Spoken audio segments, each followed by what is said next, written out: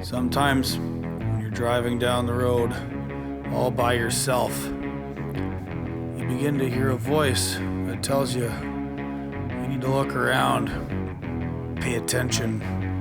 Maybe something isn't quite right. That voice is me. It's the voice of Gord.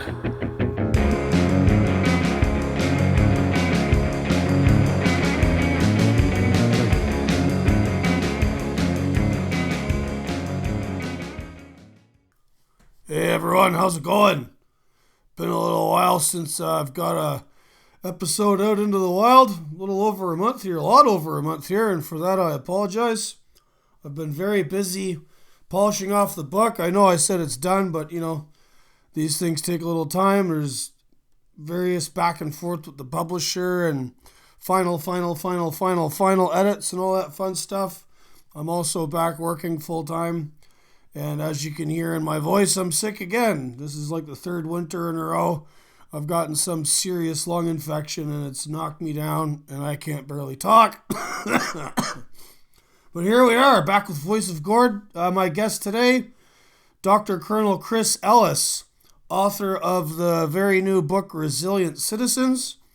I met Dr. Ellis a couple of years ago.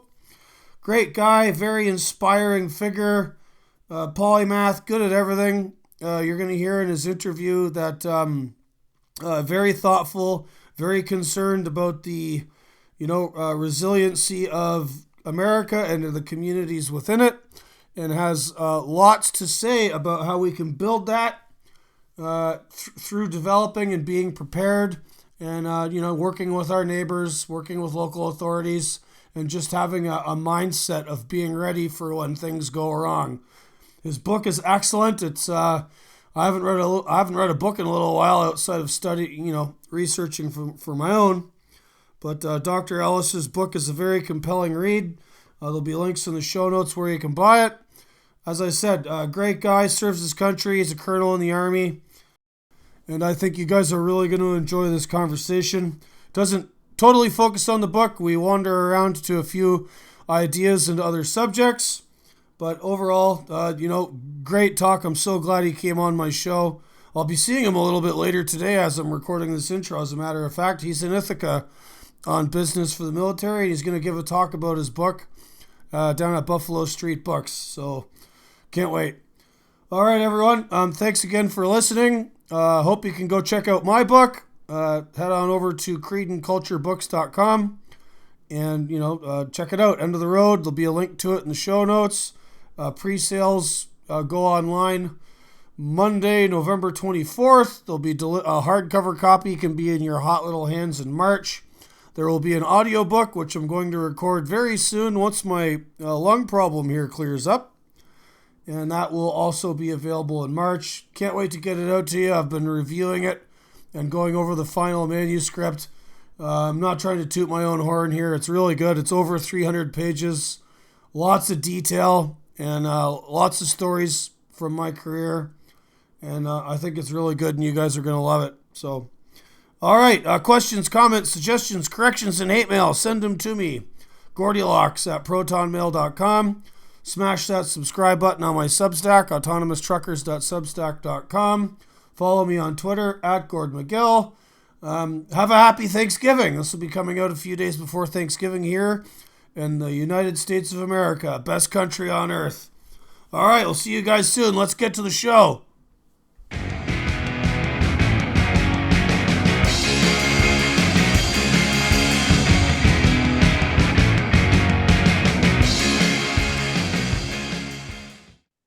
All right, g'day everybody. Welcome back to Voice of Gord. I'm Gord, and this is my voice. You haven't heard my voice in a little over a month. I've been very busy finalizing the book, preparing the homestead for winter, kids, family, all the things, all the excuses. I don't have any anymore. I have another wonderful guest here for you today. The other voice you're about to hear is a gentleman I met a couple of years ago at a fun little shindig in a little tiny town in northern Wyoming.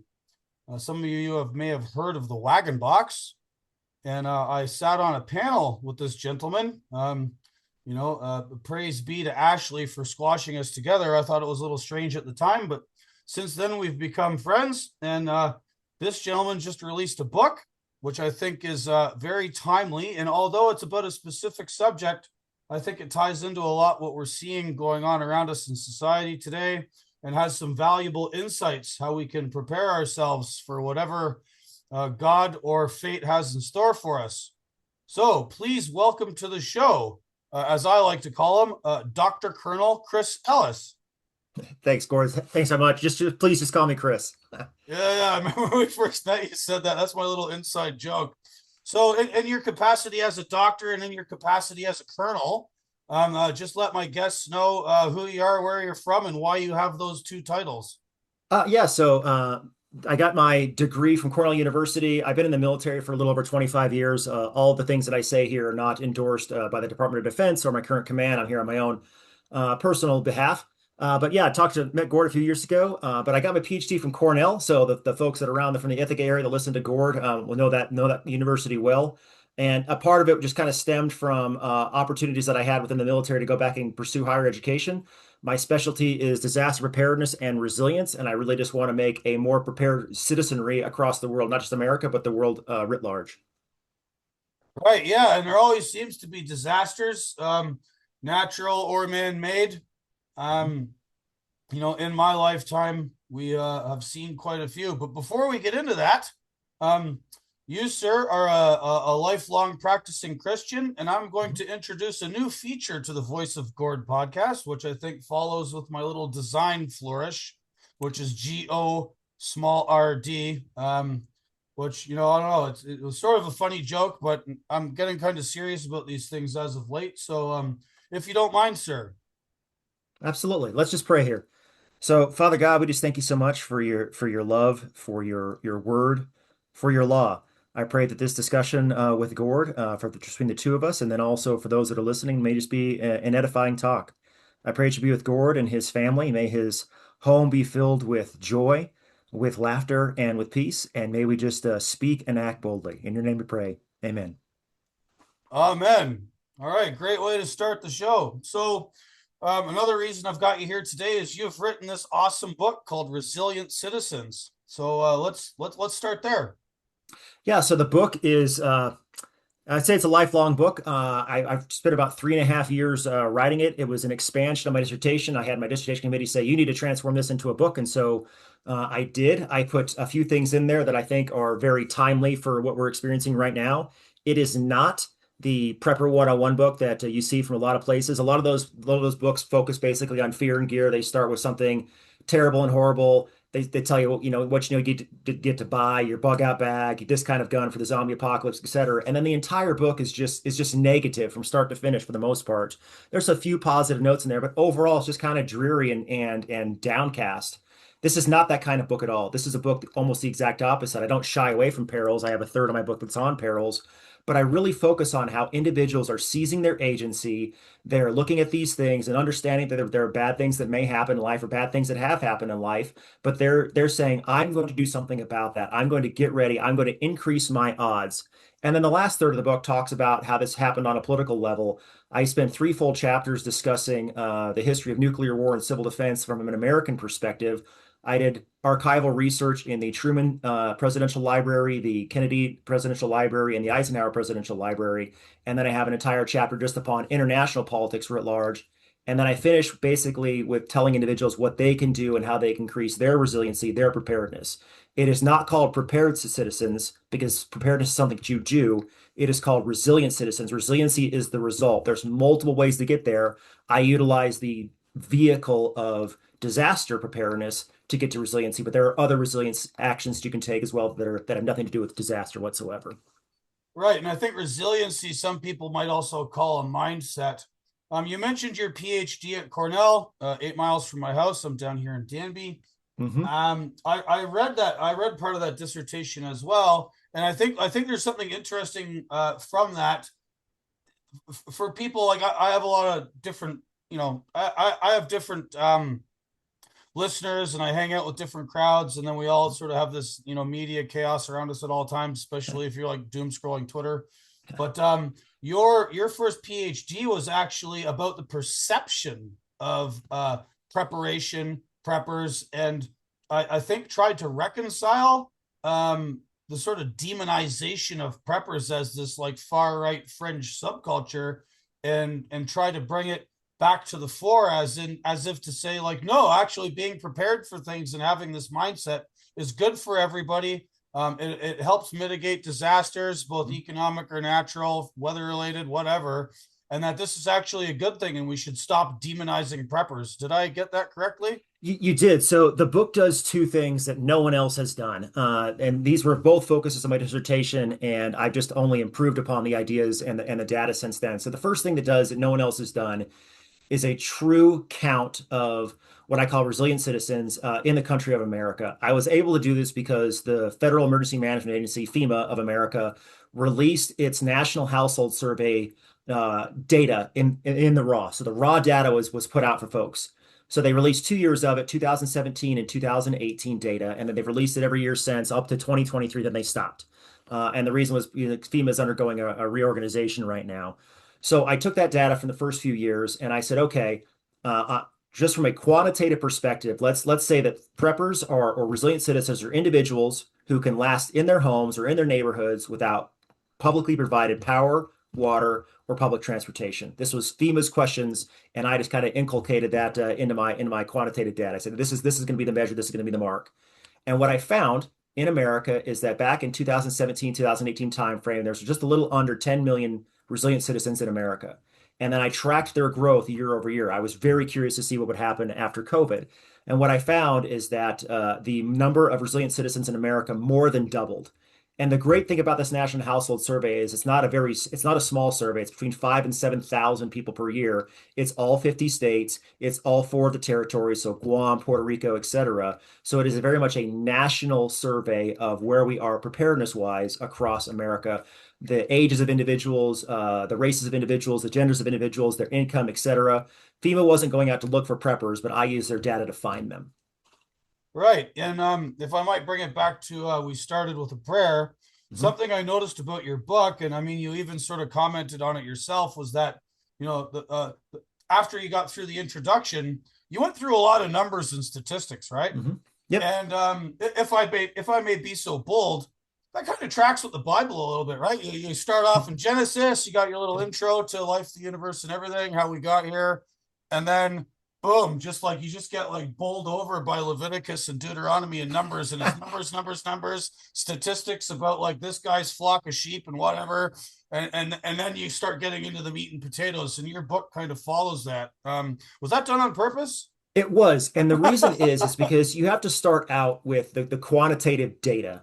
This is the academic red meat that like kind of proves your position in the ivory tower. So I did that, and then once I was able to have the actual raw numbers, then I could go theoretical.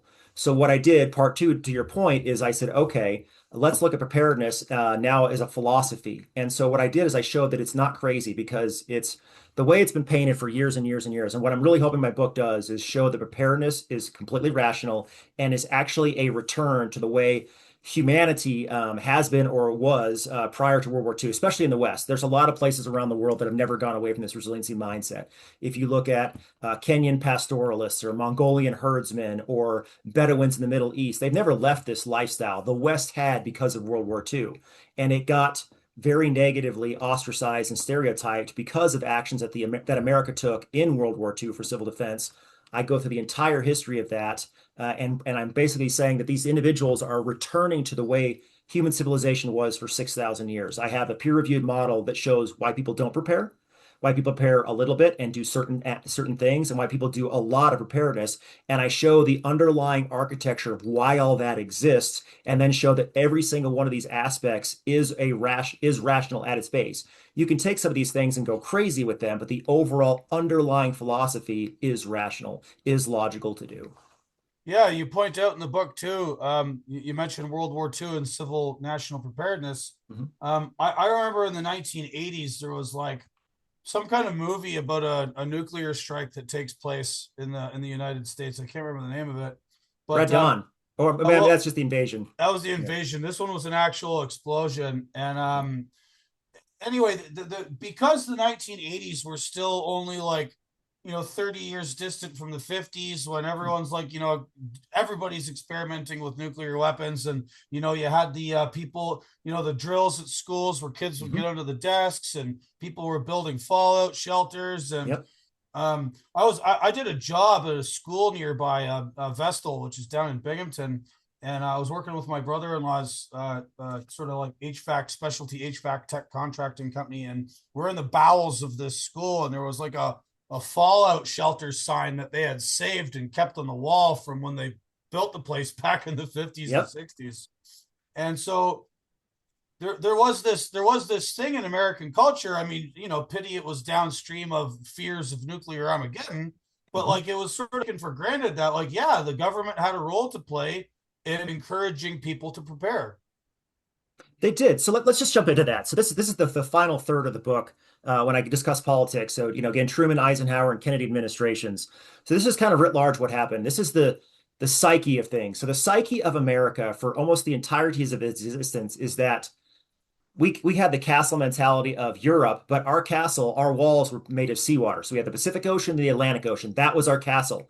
And so America was untouched by the scourge of Europe of all, these continuous fighting that happened on a regular basis. You were being invaded by Britain, or you were invaded by France, you were invaded by Prussia.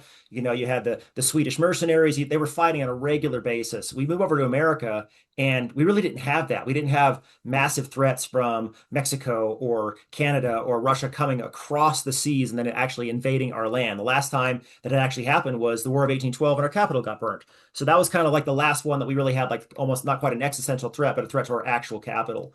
Pearl Harbor was much different. So when Pearl Harbor didn't break the psyche of America, what happened later on was a few years later, the Russians detonated Joe 1. Joe 1 was their first nuclear weapons test.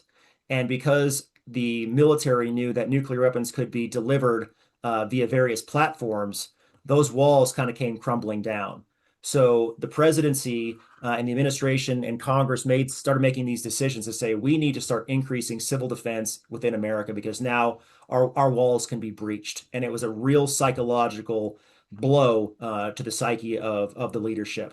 So we start allowing individuals to kind of get this sneak peek behind the curtain of what's happening as far as nuclear weapons testing and detonations and potential use, because we Americans had dropped two bombs in Japan, so the nuclear genie was out. Okay. So what happens next? So just like you said, there were these drills. There was the birth of turtle drills and duck and cover and things like that. And some of these things were very good. But then there was also things that were too much for the average person to take on a regular basis. So these Operation Alert civil defense exercises would happen in New York, for example, under Rockefeller when he was the governor. And some things that would happen would be that they would tell children, like in New York City, hey, we're going to give out dog tags to your children in case we need to identify the remains. Parents, we recommend that you tattoo the blood type of your child underneath their armpit because in case a nuclear bomb goes off and shrapnel takes off one of their arms, you can still know what blood type they are. I mean, it was these crazy things, and Wow. Talk about mom and dad were scaring the sitting at crap out home. of people. And Holy that's cow. exactly what it was. It was far too much. It blew way past people's Overton window. And they started seeing these Operation Alert things as more of like a rehearsal for omnicide. Omnicide is the death of everything. And so people started to protest. And back then, judges would fine them. You could be fined, a lot of money back then for not participating in these Operation Alert drills. Judges would throw the book at folks. They would accuse them of being communists. They would tell them that they need to get psychological evaluations. So the heavy arm of the state really started to crack down on folks, and that only emboldened the protesters. The bold protesters didn't want to be painted as communists, so they would dress up in their Sunday best, and Whoa. in their Sunday best, I'm they get hearing their it. I'm hearing an echo. Sorry, just my no my worries. My Canadian blood is hearing echoes, but carry on. Sorry. Yeah, I understand, and we can get into that here in a second. And so they would get in their Sunday best, and they would push their baby carriages, and then they get the media out there, and the media are like these aren't communists. This is crazy. And then they also found out about the nuclear war testing that was going on in Nevada and Bikini Atoll, et cetera. Well, the problem with that is that these radioactive isotopes that get released started being picked up by people. So strontium is very chemically similar to calcium. And so people started mailing in the teeth of their babies when their baby teeth fell out, and they would say, "Hey, your baby has this much strontium, radioactive isotopes in their teeth." There was other ones that got released, cesium. Cesium is related to potassium, kind of like a banana. And so that started getting picked up on the body as well. So people have really flipped out about what was happening here. And they said, okay, enough is enough. The government started cutting back. They stopped doing the nuclear testing. But that stigma of omnicide is what caused this massive negative backlash against anything that had to do with prepping whatsoever. And it started a roughly 50-year history of this negative stereotype against things. We had a small little blip. Actually, I'll pause there in a second. I'll come back to that in a second. In the 1970s, the next thing that happened, so now prepping has been completely put to the wayside. It's been completely and utterly castigated as something that's negative, and I don't want to talk about it because when you talk about prepping, I think about nuclear war and omnicide and just stop. Well, the 70s occurred. We had things like the Weather Underground. We had a lot of leftist organizations that were doing terrorist attacks against the government. And then in the 80s, we had white supremacy came on board. We had cults, so became more right coded for prepping. We had Church of the Universal Triumphant. In the 90s, we had David Koresh and the Waco Compound, etc. And so prepping went back down again because it was associated with wackos once more. Okay. Then in the 2000s hits. The 1989, we had the fall of the Soviet Union. The 90s were roughly pretty good. We had the stock market crash initially from the dot-com bubble. That wasn't terrible. But three things happened that people started looking at prepping again as a maybe I should get into this. One of them was 9/11, because again, the psyche of America got breached. We were like, we thought we were safe again. The Soviet Union was gone in 1989. We get to go back to being Fortress America and not having to worry about things. But then terrorism hit in 9/11 on New York City. Okay. And then the second thing that happened was the 2005 Hurricane Katrina. And we're like, holy crap. This country of ours isn't nearly as robust and resilient as we thought it was if a hurricane like this can really cause this much damage. And then the third thing that happened was the 2007, 2008 financial collapse that was worldwide. So people really started getting back into prepping again, but it's been so long, they're just trying to figure it out. What killed it is Doomsday Preppers, the show. National Geographic comes out and they find the craziest example of whack jobs. And people looked at that and said, okay, I don't want to have anything to do with this at all. This is nuts. Let me just back away. 2016 happens. President Trump is elected for the first time. And people on the left start to go, whoa, wow, okay, maybe those preppers, maybe they weren't too crazy. Maybe I need to start preparing a little bit. And so it broke into the journalistic and academic halls of maybe this is rational. Then COVID hit. That was a global pandemic. We kind of had this red state versus blue state reaction to it, but it affected the left a little bit more than the right as well because of the lockdowns or non-lockdowns, depending on where you're living. And then people see that and they're like, okay. And then Trump gets elected a second time. And now the left has even more reason to start preparing for themselves. So all these different events started to break into the psyche, break into the psyche, break into the psyche. And now across the political spectrum, preparedness is now being seen as far more rational than it was. What I want my book to do is to be able to give words to this, give the history of these things, understand the psychology of things, understand the sociology of things, so that we can get back to being a prepared nation. We're not there yet. It's atavistic. We haven't done this in 80, 90 years. We're going to get back to this country slowly but surely. But the preppers and the resilient citizens right now are leading the way. But there's more steps that they can take to get to us to being a resilient citizenry writ large as a country. Right. And from either side, I mean, I hate by discussing it reinforcing the sort of political divide because of the sort of excesses of it. But I mean, Mm-hmm. resiliency, as your book shows, cuts both ways. A couple of anecdotes. I helped this old guy. He's 82 years old and he won't stop working. He's just one of these guys, always got to be doing something. And he's a contractor. So I was helping him with like a deck and a roof extension job here a couple weeks ago. Mm-hmm. And he was telling me his story because I was bugging him, like, dude, you're 82, man. Like, when are you going to call it quits? And he was telling me about his career. And he had worked at an IBM plant just outside Binghamton, a little place called Endicott. And he started working there in 1968 and he retired in 1993. So Okay. he's got, over and above, he's got full ride IBM pension, but like Mm-hmm. 32 years later, he's still working. Yeah. So he was telling me this story about how when he first started working there, the staff, the upper management at IBM came in and took all the AM/FM radios out, right? Like this is before cell phones and social media and all that, but people would listen to the radio, right? There's no tapes, there's no 8 tracks yet. Record players are too big to have in the workplace and you're busy working anyways, but people did have little transistor radios. And the thought was that, the sort of the sort of paranoid excesses of being worried about, communists, especially at the height of the Vietnam War, Mhm. and being worried about the Russians. They were literally worried that people working inside the plant could repurpose a receiver to actually broadcast and discuss what was going on inside the plant and get it outside the walls, Yep. which is pretty crazy. And then, as you mentioned, 2016, you start to see the resurgence in interest in prepping and gun ownership. In your book specifically, you talk Mhm. about all of these different gun ranges and stuff getting inquiries from people who identify as liberal. They don't want anybody else to be there. They don't want anybody to know. They're doing it on the down low because like actually having and possessing firearms is looked down upon in their own communities. Yep. Yet they are still worried. So Trump gets elected in 2016, and one of my friends, I hate to call him an ex-friend, but anyway, he stopped talking to me after COVID. That's another story. But at the time, he invited me to a Telegram group for the Socialist Gun Club of New York, right? Because they're all like, "Oh man, we better get armed up now. Trump got Yep. elected." Yep. So yeah, it's very strange how all of this stuff works, like depending on like where you're at in politics, right? Well, and so this speaks to motivation. So preparedness usually is started in one of two ways. One, it's just something you've been doing for lifelong. So if you're raised in Montana, Wyoming, Manitoba, Alberta, something along those lines. This is just a way of life. You've been preparing for winter the entirety of your life. You've got calving season. You're worried about wolves or coyotes or things like that. So you learn how to shoot a gun. You know how to protect your livestock, things along those lines. Or you're in the middle of nowhere, and if you get in a snowdrift, like you got to dig yourself out. You may have to stay there overnight. So you need to have like food and water in the back of your truck, things along those lines. Okay. So it was one way is it's just a lifestyle thing. The Amish, perfect example. And then the other way is that a thing happens, and that thing is different for everybody else. The catalyst happens, and the catalyst is like, whoa, I need to take a second look at this. And then you start, inquiring, and a lot of folks find that what they're inquiring about is logical or rational, or at least provides a psychic balm for them because they're doing it and feeling better. And then they start to get more and more and deeper into this resiliency and preparedness. Absolutely.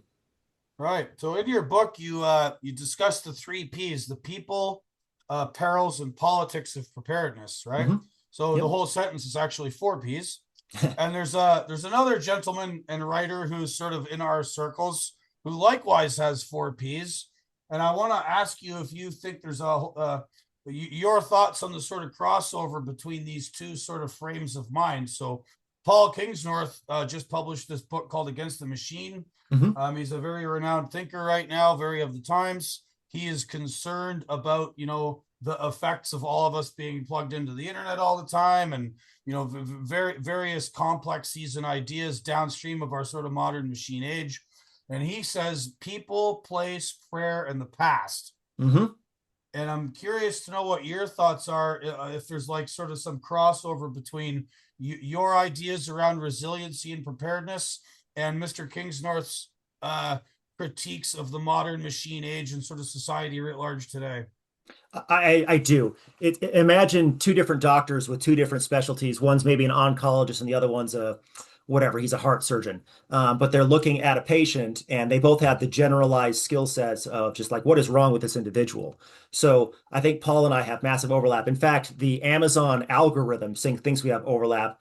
One of the things I bet and Paul would be and thrilled to hear that. so the reason I say that is because the algorithm says if you like my book, the two top books that you'll like also they think are Paul Kingsnorth's Against the Machine and then Joe Allen's Dark Aeon.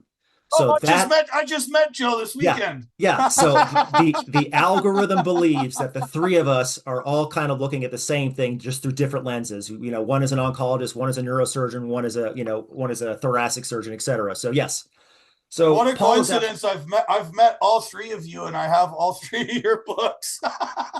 So when it comes to that, the last chapter is the one that I think that Paul Kingsnorth and I overlap on the most. And the reason I say that is because that's where I really discuss more solutions. I discuss some solutions in the people portion as well, the first third, because I'm showing examples of how people are, again, gaining their agency, regaining their agency, and then just not just living, but thriving. And then because I really wanted this to be a positive book for sure. I didn't want to ignore the realities of things, but I wanted people to walk away from this feeling better that they could do something. And then the last chapter as well is it's just all about solutions as well. So that's the biggest overlap we have is my final chapter and then Paul Kingsnorth's book writ large. In mine, I take it just a slightly different way of looking at it. Every human being has five aspects. It makes the acronym SPIES. I learned it from a missionary in the Czech Republic on a mission trip many, many years ago. But the acronym SPIES is social, physical, intellectual, emotional, and spiritual. Everyone that you'll ever meet in your entire life has those five aspects to different degrees. And so if you want to be resilient, you can be resilient in one or all five of those aspects. But the more resilient you are in each of them, the more resilient you are writ large within your life. Paul's book talks to this. He talks about the people, he talks about the past, he talks about prayer, etc. And it's the same philosophy writ large as to what we're both getting at. We both see this machine, this atavism. And later on in this conversation, we'll probably talk about Marxism. I'll tell you why Marxism overlaps with this so much as far as understanding what the problem is, but in completely misdiagnosing the solution. Right. Yeah. Yeah. Paul's book. He kind of again, much like yours, he sort of does a survey of previous writings, Mm-hmm. and he's sort of looking like how we got here. Your book does the same thing, with sort of with the history of preparedness and all that. And where was I going with this? I'm having a brain fart. I'm not very It's okay. prepared. It's all good. So Paul Kingsnorth in his book. yes, but so Paul in his book and your own. So I want to focus on the sort of as you put it in Spies, the spiritual aspect, Mm-hmm. and then Paul's a recent convert to Orthodox Mm-hmm. Christianity, and you yourself are you identify as an evangelical Christian. It's a Mm-hmm. very important part to your life. So Yep. let's talk about the spiritual and the sort of the prayer part of this, like where you guys meet there, how that sort of informs your thinking on this, and what if you have one, if you would be so bold as to evangelize to my audience why you think that's important and why you think people should give that weight. Sure. Well, there's a lot there. So let's take this nice and slow. So part one, in the book, in the first third, I talk about five different heuristics of individuals that prepare, and each one of them kind of overlap on one of these social, physical, intellectual, emotional, and spiritual ones to different degrees. But the fifth group is called the faithful. These are individuals that the reason they do their preparedness for disaster is not just to save their skins, but to save their souls. They are truly worried about like a literal end of days. They are truly worried about a literal mark of the beast and an antichrist.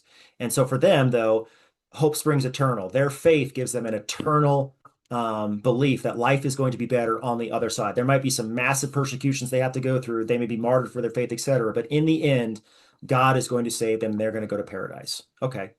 The nice thing about the spiritual folks as well is that there's this concept called theodicy. Theodicy is basically why do bad things happen to good people? And Christianity puts this in the light of the duality of suffering and hope. At the Charlie Kirk Memorial, Dr. Larry Arnn, the president of Hillsdale, really nailed this point in a very short, less than 5 minute, basically mini sermon.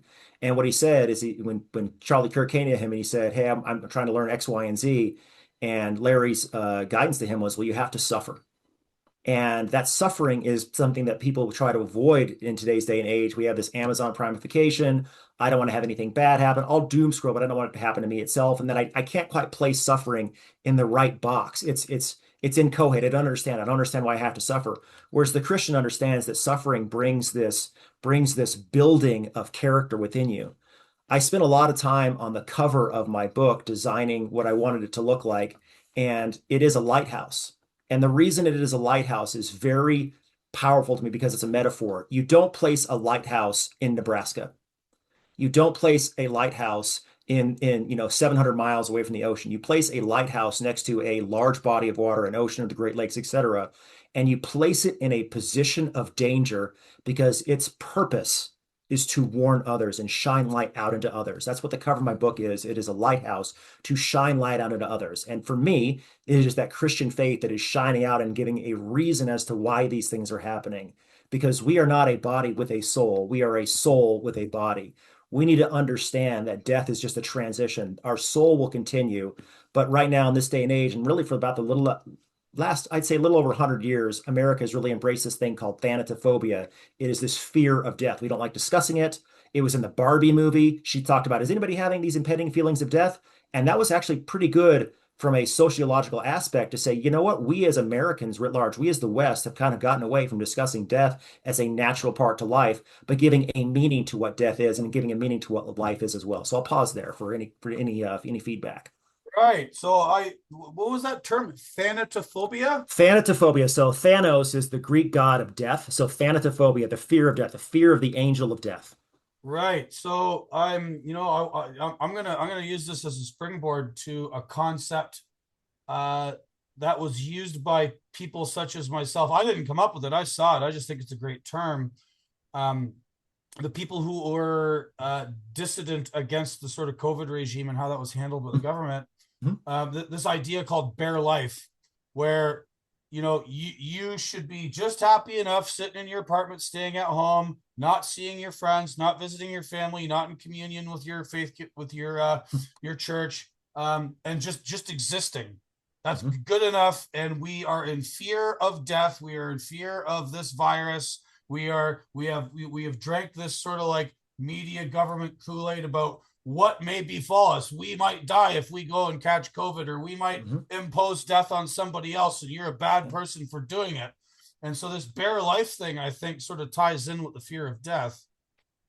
So there's 2 points to that. So one is that we can't be willy-nilly with things that, especially that are biological contagions, and I understand why people reacted the way they did initially, because it is good in an unknown peril, like especially a biologic, to be overreactive initially. But then the data started coming in and it was like, okay, the data is not justifying these kind of draconian things that happened. The data just simply was not there, especially for the young. I'm not going to get into the vax and things like that. We can talk about that, but that's part A. And then part B is that we are social creatures. We are exceptionally social creatures. The reason that Spies has the social and the spiritual on the book on the ends is because they are the true bookends. The spiritual, and I'll get back to this in a second, the spiritual is for the depth, the social is for the breadth. So I'll give a personal story. My grandmother was in a nursing home during the time of COVID, and they basically made it solitary confinement. And so she developed just severe dementia because she was alone for 23 and a half hours a day, just like you'd have somebody in solitary confinement. She came out for half an hour a day, and that was about it. It was atrocious. She lost the ability to speak because of just the way she's being treated. My aunts and my uncles and my mom, they kind of later on, they basically busted her out of there, and she regained the ability to speak. She regained being able to even recognize her family. Her dementia symptoms went away, or at least were greatly reduced. The Japanese saw this exact same thing happen. They even developed a word for it. The translation is lonely death. And it was these elderly individuals that were basically just locked in their homes because they couldn't go out and they died alone. So lonely death was a new term, a neologism that was developed in Japan because of this. Wow, that's crazy. And I mean, Japan, well, I hate to be so pardon me, I have a lung infection, speaking of Okay. viruses. All right. Well, Japan is often criticized for their sort of like demographic troubles with producing offspring and babies and more, domestic population. And so that sort of lonely death term might be a bit foreboding. Yeah. I've been over to Japan. I still have hope for them. We'll see what happens. They've got a deep road to hoe on that one, but I'm hoping for them. But just kind of going back to the spiritual portion. So the nice thing about Christianity is that I'll use the example of Horatio Spafford. You probably don't know the name, but you'll know the story after I kind of finish it. So Horatio Spafford, he lived back in the middle 1800s in America, and he lost most of his real estate fortune in the Great Chicago Fire of 1871. He lost his son to scarlet fever soon after. And so a couple of years after that, he's like, you know what, family, we just kind of need a vacation. It's been a rough few years. We're going to go on vacation. He sent his wife and his four daughters ahead of them. They were going to go vacation in England for a while. So he sent his wife and his four daughters. They hop on a ship. They start sailing across. The ship has a collision at sea. He loses all four of his daughters. He knows that the ship had an accident. He doesn't know like the what happened afterwards. So he's waiting, waiting, waiting. His wife is rescued. His wife makes it to England, and she sends a telegraph back to her husband. And her telegraph begins with two words: saved, alone. So the man knew that he lost his entire family. All four of his daughters are now dead. He sails to England to meet up with his wife. The captain of the ship calls him to the deck and points out the spot of the collision. And Horatio writes a song that we all now know, and it's called "It Is Well with My Soul." That is what the Christian faith brings in these darkest moments of your life, in just these moments where nothing makes sense. God, these moments of Job, why did you take all these things from me, God? I don't understand. But yet at the end, just like Job, he never blames God. He never casts his fists at God and is angry at God. He just says, God, I don't understand. But he just understands that God is in control. That is the foundation. That is the depth of the spies that spiritual brings to our lives. It is the understanding that we may, correction, not the understanding. It is that we may not understand things, but we know that God is in control. All things work for his glory. He gives us a peace that surpasses all understanding. It's a light that shines in the darkness, but the darkness doesn't understand. But when you're in the light and you understand that portion of God's faithfulness, his goodness to us, that is what gives us just this resounding joy in our lives, or at least contentment to go forward throughout life and understand that we don't have to fear death, and we can stand boldly because we know in the end we know how the book ends, and we know who wrote it. Yeah, and part of preparedness and part of resiliency is I guess being prepared for such incidents, right? Because if some Mhm. natural disaster takes place, like people die, like Yep. the earthquake. What was the earthquake that caused Fukushima, the Fukushima nuclear Yeah, power it was plant disaster? yes, it was a 9.0 happened in 2011. I'll get the Japanese terrible. It's like Tohoku or something like that. Don't quote me on that one. It's something along those lines.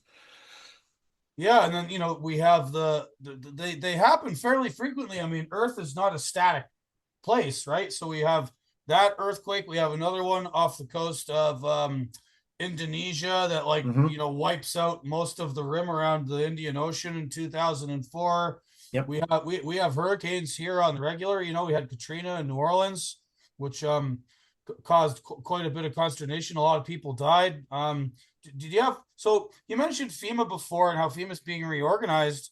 Hmm. Um, to get back to the sort of perception of prepper culture, Hmm. uh, the, the Hurricane Katrina and what happened afterwards and the involvement of FEMA were a sort of watershed moment in recent history for people's relationship with the government, and I think with people's desire to be prepared and Hmm. their inherent distrust of the state to actually help them. So I was just wondering if you could speak about like the aftermath of Katrina and like where that goes in the sort of message in your book here. Yeah. So what happened is that FEMA used to be FEMA is a grandchild, for lack of a better term, of previous civil defense administrations within America.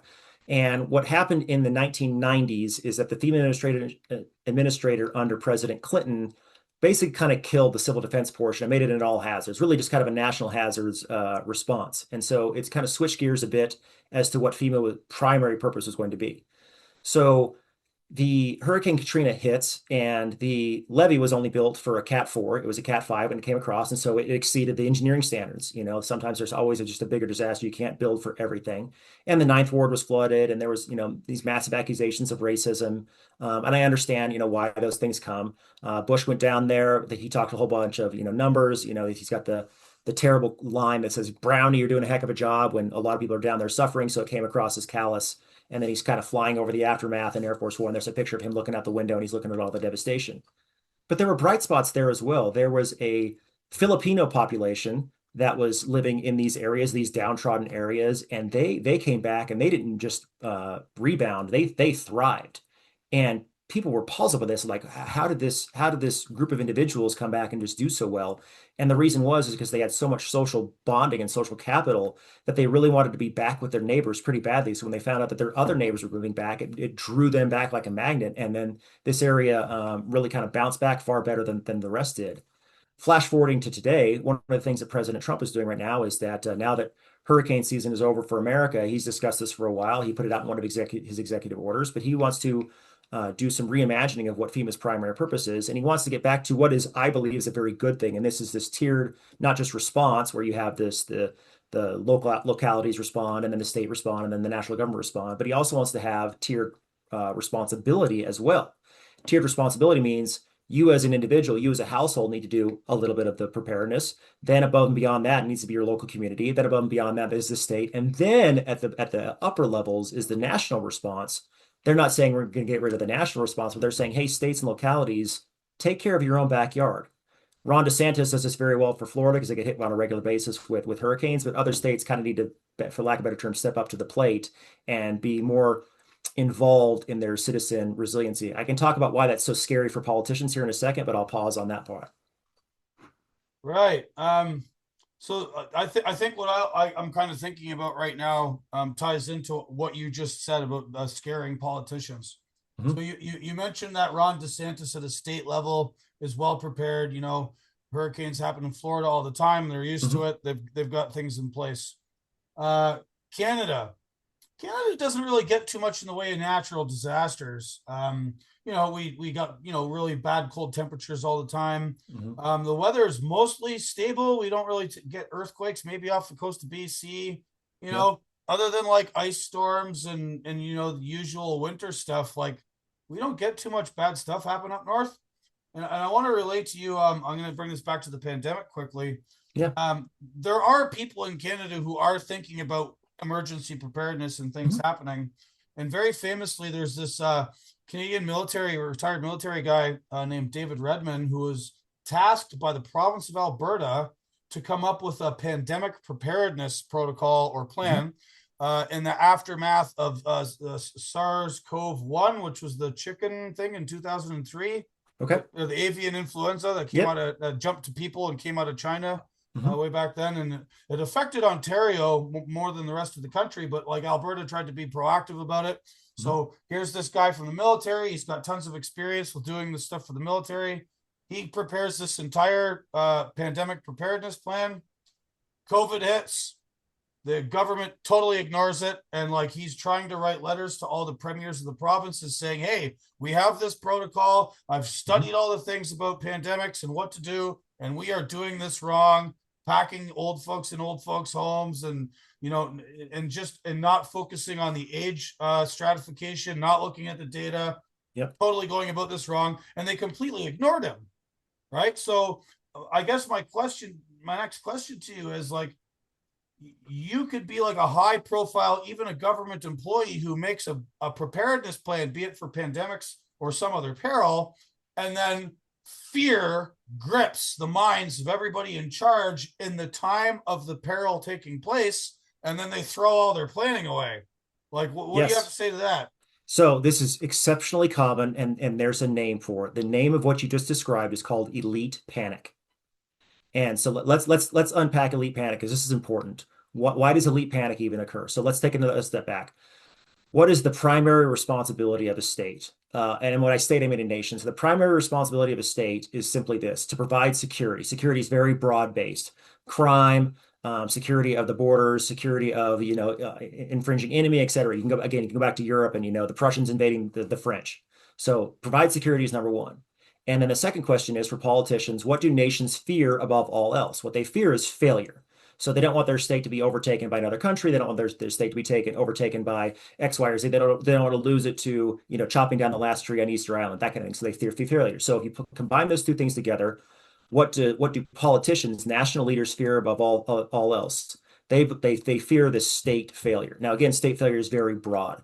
To the extreme sense of being completely overtaken and conquered, kind of like France was in World War II, et cetera, or the Romans taking over the Visigoths or the vice versa. Okay, so now the next thing you have to look at is, okay, state failure and how is that going to impact my populace? Well, a politician cannot prepare for absolutely every single thing. They can't tax high enough to have enough money for every single thing. Switzerland taxes at high rates to build bunkers, but not every country can do that. A state as large as America is, you're not going to be able to protect citizens from absolutely every little thing. And you have democracies versus autocracies. So this applies to Russia and North Korea and Brazil as much as it does to Canada. Okay. So now you take all of that in, and this politician says, well, in a democracy, I want to make sure that people who elect me every single year are going to keep electing me. And if I'm not keeping them safe and they think that I am failing them, if they believe that state failure is happening, I'm going to get voted out of office. My party's going to voted out of office. So therefore, the rational thing for me to do is to overreact. That's state failure. and it leads into this elite panic. Elite panic also states that the politicians, because they aren't as familiar with these perils as the experts are, they believe that the populace, after a day or two or three, is just going to go feral and go crazy.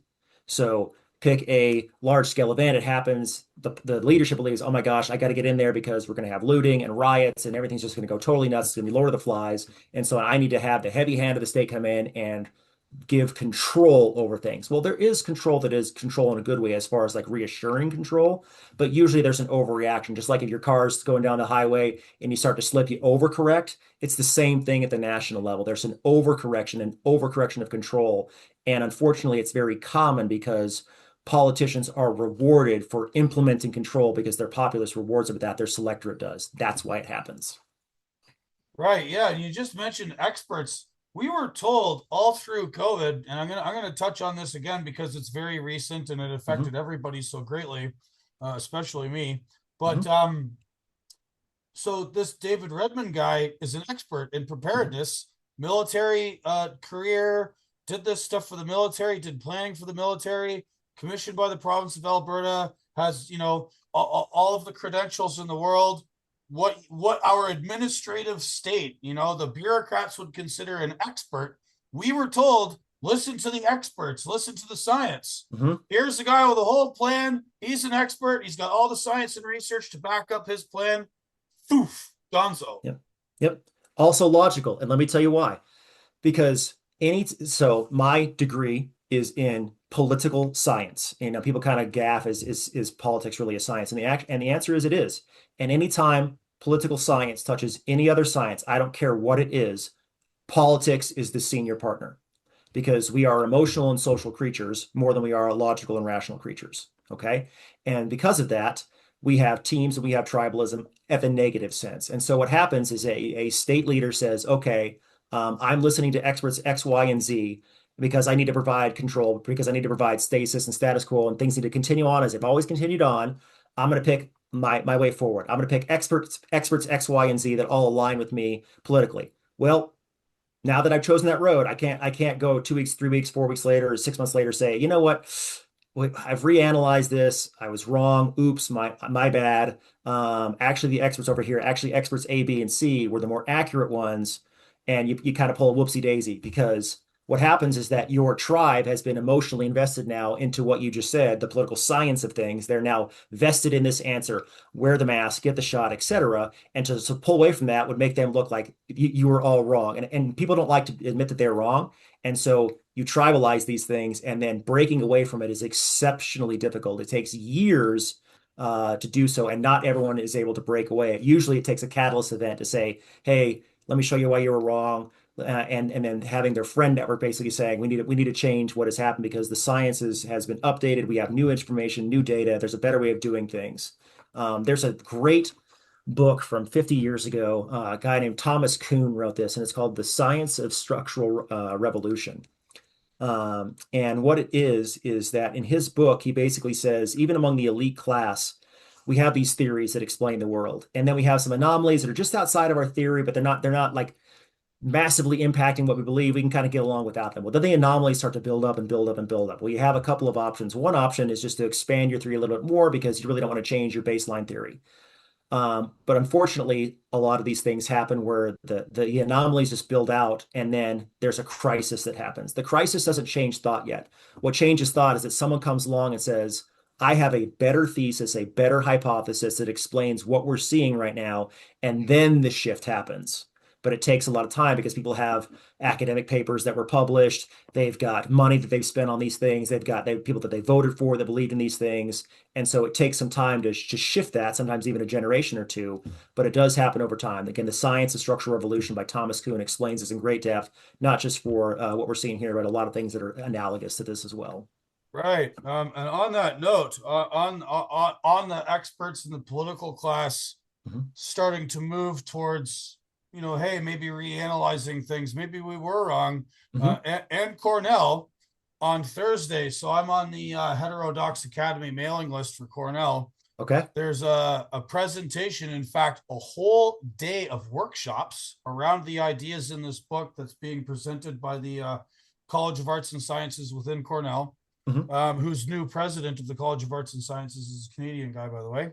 Okay. And they're featuring a speech from a co-author of a book that just came out called "In COVID's Wake: How Our Politics Failed Us." Hmm. And in the description of the book, they're very diplomatic to say, like, we're not trying to say that our science was necessarily wrong or the shots were necessarily wrong, but like how maybe we went a little bit too far in demonizing dissidents and people who wanted Hmm. to do things a different way. And like this is actually like this is an actual presentation happening at Cornell on Thursday. Yep. I'm going to try and go to it. So Please do. yeah. But you're right. So this is one of the things that I really like about the military. And we don't see this at the national level. We definitely see it at the far more tactical level. We do after action reviews. So we'll go do a warfighter exercise. We'll go do a training event down at the National Training Center or something along those lines. Whatever. We'll go there and we'll fight against the red team, the Op 4, and we usually lose because they're exceptionally good. But win or lose, we all sit in a room and then we discuss just like you would do after a football game, an American football game. You go back and play the tape. Okay, we won the game 49-7, but they still scored a touchdown and we still had a couple of fumbles. We still threw a couple of interceptions. Let's go through and look at our mistakes. What could we do better next time? So the military does that, and organizations that do that, Olympic athletes, for example, with their coaches, they'll point out these things, and you got a 9.6 on the balance beam instead of a 10. Okay, let's discuss why it wasn't a 10. And you go back and you look at these things over and over and over again. You put your ego and your pride to the side. You look at how you can focus and get better. One of my mottos is get better every day. And so in doing that, you can kind of not inculcate yourself, but you can at least reduce the amount of emotional, political, satisfactional tribalism that you have in identifying with a certain pathway and then checking your priors on a regular basis to make sure that you're good to go and being open to criticism and then growth because of that.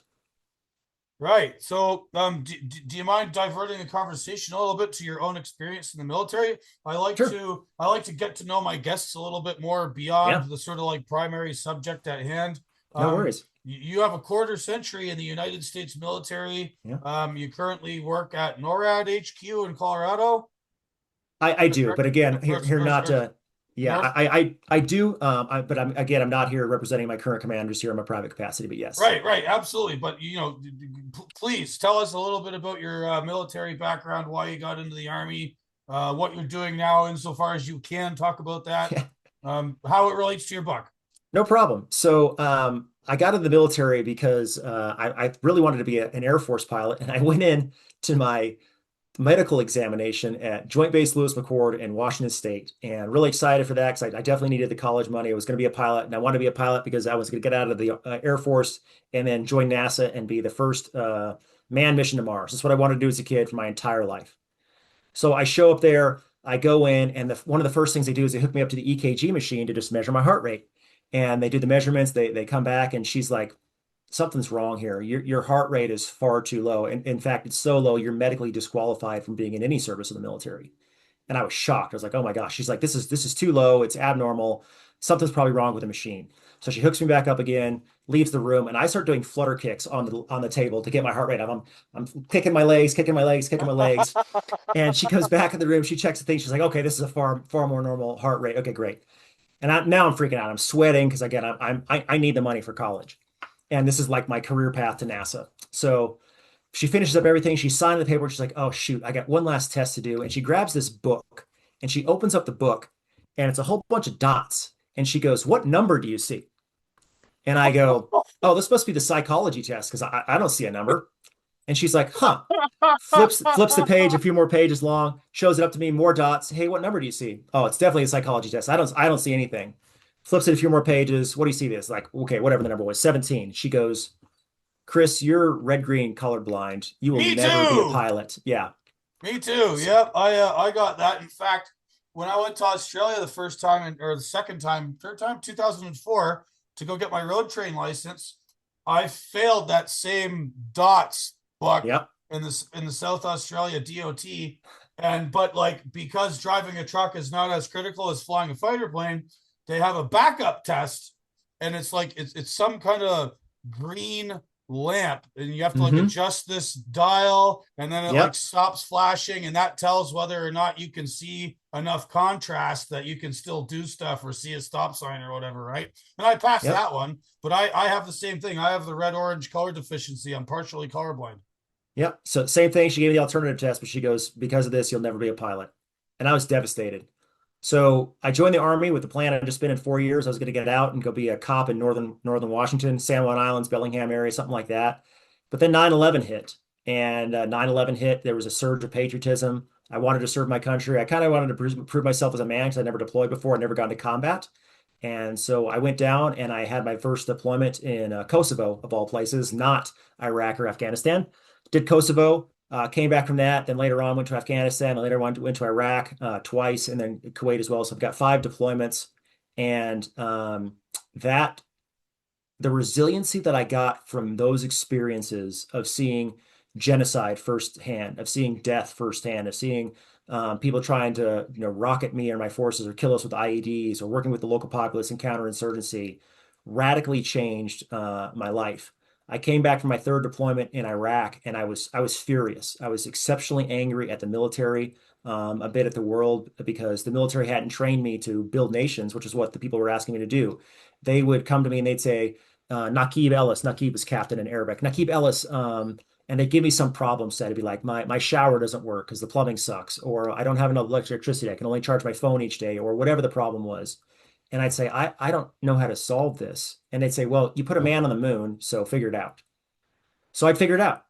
And I got back from that deployment. It was 15 months. Saw all the horrors of war on that one for sure. And I was like, I want to get educated on this. I want an education on nation building. So I went and got a master's degree in public administration, specifically at the county and city level of what I was doing basically for work on a regular basis when I was deployed. And that started a academic renaissance, for lack of a better term, in my life. The military sent me back numerous times. I got 4 master's degrees, sent me back to get the PhD as well. And I've been taking all those things, and instead of applying resilience in what's called a multidisciplinary fashion, where you take these different buckets of just academia, and just having them separated in their buckets, I actually did what's called a transdisciplinary work. That's what my book is. It's transdisciplinary, and what that does is it takes all of these different degrees that I've got, all these different subject matter expertise, and then blends them together into a cohesive whole.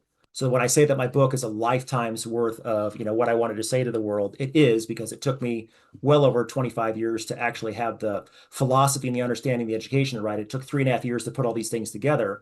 But that's kind of like my military story. I did go back and do several combat assignments as well, but I've kind of blended back and forth in between the combat and tactical stuff and then the academic stuff. And then for the last several years, I've been doing disaster for the military writ large, homeland defense, civil defense, continental defense, homeland security, things along those lines, working with FEMA, working with the Department of Homeland Security, the FBI, other agencies, Department of Agriculture, et cetera, to really protect the homeland. So any possible threat you could think of, that's a threat to the homeland, no matter what you could possibly think of. I've had every conversation on that except for two. One is zombies, and the other is magic. So, other than zombies and magic, I have discussed or talked about in either an academic sense or a military sense the protection of the homelands. Right, and in those discussions, let's get back to the more the more paranoid mindset of the prepper, if you will. Okay. Domestic disturbance. Hmm. Um, Domestic disturbance can look a number of different ways. It can be the sort of panic response of something like Hurricane Katrina, like we saw in New Orleans. Hmm. It could be the George Floyd riots during the Summer of Yep. Love in 2020. Yep. It could be mass protests like we saw in Canada with the Freedom Convoy against the COVID regime. Hmm. Although, those protests were totally peaceful, no violence, no property destruction, none of that. But they were reacted to as if they were something like, the actual violence you see in other civic disturbances. Hmm. And I'm curious if there's any sort of calculus or um, you know situational awareness, as it were, like what when you're in a position like you are in the military and you're working with all these other agencies and you're looking around America, maybe you're looking around Mexico next door and Canada next door, and you're looking at internal domestic issues? Like, how do you guys approach that and looking into the future, like what could be coming down the pipe domestically? So we'll broaden this, just look at international, just to kind of keep it, more generic for folks, so it applies to America or Brazil or Argentina or Canada or Rwanda. Um, Rwanda may be a terrible example because of the Hutus and the Tutsis there, but I guess or maybe it's a really excellent example because of that.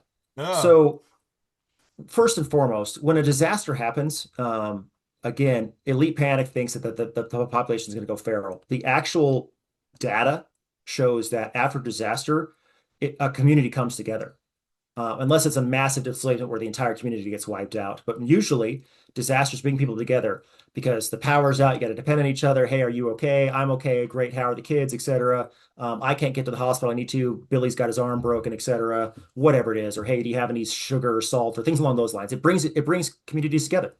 So there's one. Number two, when it comes to protesting, when it comes to civil gatherings to protest the government or protest for something or for against something, I'm completely fine with that. That is part of freedom of speech. It's a natural right. Governments don't give us these rights. I'm a firm believer in natural rights, and by natural rights are given by God. They're available to every single person. They're for every single person on the planet, no matter where you live.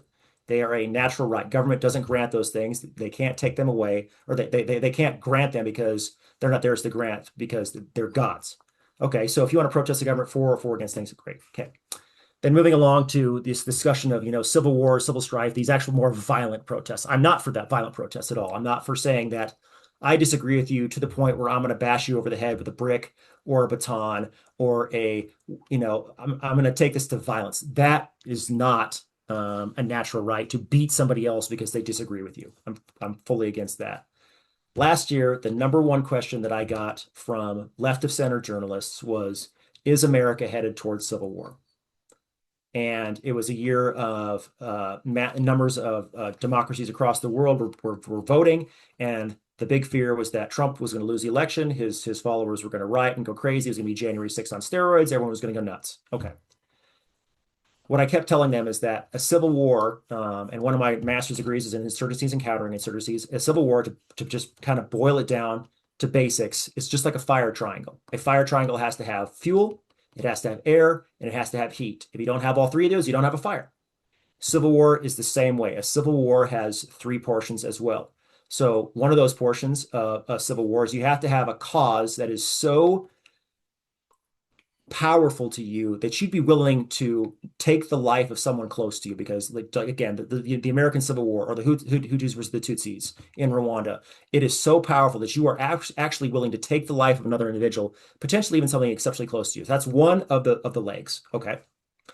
Another one of the legs is basically geography. If you look at counterinsurgencies, you have to have these bastions of places that are geologically separate. So you have one area controlled by Group X, you have one area controlled by Group Y. There's kind of a beaten zone in the middle. So again, to use the American example, you had the North versus the South.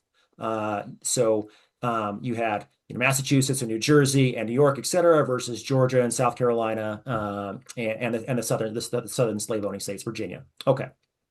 Do we have that right now in America? Well, you could say that we have the blue areas are Ithaca and New York City and Chicago and Los Angeles and Portland and Seattle, but those are kind of like city states. They aren't like Washington State, Oregon State, California State, Nevada, and it's the West versus the East. It's the Mississippi is the dividing line. It's the West versus the East. We don't have that right here. We have these pockets, but we don't have that. And then the second thing we truly don't have is we don't have full up leadership, both political and military. So if you wanted to say that, and we'll use an America as an example, okay, the people on the right, the military leader is going to be Secretary Hegseth and his generals, and President Trump is going to be the political leader there. But then who would be that on the left? Would that be Hakeem Jeffries and Chuck Schumer on the left as the political, Jefferson Davises of today? And then if so, who are their military leaders? Is it some random National Guards general from California State or from New York State? You don't have the fire triangle. And so because you don't have the fire triangle, I'm not too worried right now about civil war. Political violence, absolutely, I could see that. We saw that with Charlie Kirk assassination. We've seen those with the death threats against Stephen Miller and others. So we can see political assassinations, we can see political violence, Antifa, etc. but I'm not worried about like an all-out Hatfield versus McCoy's civil war, Tutsis versus the Hutus at all in America right now. Could we get it later on down the road if we continue to, kind of fractionalize and polarize as a country? Potentially. But right now, I just don't see it happening in the near term. Right. So you begin this discussion on this saying you were asked this by the media in interviews for the last year. Mhm. So you have to wonder if you pay attention to the media and sensationalism, and for better or for worse, it's usually the folks over on the left side doing this, Mhm. Mhm. that they are, it almost seems like they're trying to incite it in a way, right? Like, I'll give you a little example from Canada here recently.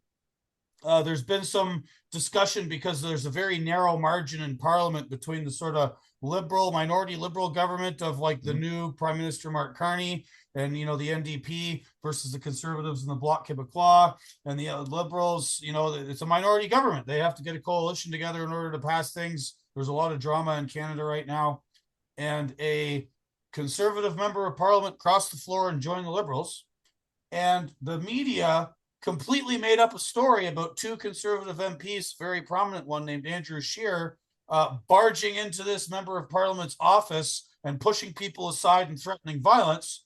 Turns out completely manufactured. Like, that did Yeah. not happen. But they just go and they say these things anyways. Where in your calculus and others who are looking to, like, be prepared, where do you see sort of like media hysteria and their complicity in all of this? So the term is stochastic terrorism. I mean, if we really want to get down to it, stochastic terrorism basically is like it's the air campaign, it's the waves campaign, it's the overall broad. I'm not saying you should go and, shoot this member of Congress or shoot this MP, but I'm not saying that, people wouldn't carry you out in a golden casket if you happen to do so. It's kind of like the Luigi Mangione when he shot that United Healthcare worker of like, I'm not saying that I agree with murder of CEOs and high-ranking members of the insurance companies. But you know what? Yeah, I hope he only gets 2 years and gets a slip. I reject that entirely. Reject that entirely. You even go back to the American founding. The American founding, when they wrote the Declaration of Independence, they said, "Hey, we really don't like the king, and this is basically a national divorce. We don't like this guy." But it wasn't like we're going to invade England. We're going to behead all of the aristocrats. We're going to behead all the royalty. It wasn't. It wasn't that bombacity. So I utterly reject again political violence on that level. Just 100%. I don't care if it's coming from the right. I don't care if it's coming from the left. And there's voices, and I'm not even going to mention their names. There's voices on the left, there's voices on the right that are calling for these kinds of things, and they're just flat out wrong because they haven't lived this like others have. And they need to get into some books and like read what truly happens when your society fractionalizes to the level that you're calling for. I mean, are you really ready to lose loved ones close to you? Are you really wanting to have to carry a gun when you go out to get groceries on a regular basis because the roads aren't safe? Do you want to have to homeschool all of your kids because you don't have the choice of sending them to public schools? Or do you want to not ever be able to go on vacation right now, or at least for the next few years, because all this political violence is happening and it's not safe to fly? I mean, do you really truly want that? Is that really where you're after? Or can we solve this with discussions on things, still maintaining what we believe to be solid grounds, not rejecting truth, not rejecting our deeply held beliefs, but can we not discuss these things and just have the power of the ballot box solve it? Or do we have to go to the barrel of a gun? Again, I reject that latter portion. I think we can still solve where we're at as a country. I think we have deep divisions. I think that there are some aspects where the opposing team is exceptionally wrong, grotesquely wrong. But I still believe that the way to solve those things, or at least we still have more time to discuss this before we go to violence.